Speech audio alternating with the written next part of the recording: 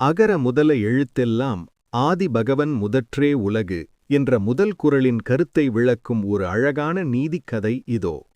ஒரு ஊரில் ஒரு சிறுவன் இருந்தான். அவனுக்கு பல மொழிகளை கற்க வேண்டும் என்ற ஆசை.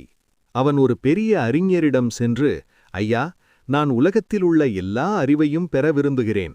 நான் எதிலிருந்து தொடங்க வேண்டும் என்று கேட்டான். அந்த அறிஞர் சிரித்துக்கொண்டே, முதலில் ஆ என்ற எழுத்தை எழுது என்றார்.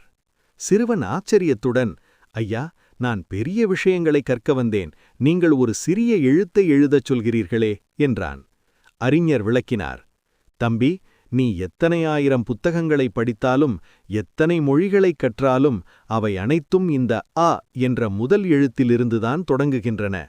அ என்ற ஒலியும் எழுத்தும் இல்லை என்றால் மற்ற எழுத்துகளுக்கு உயிரில்லை.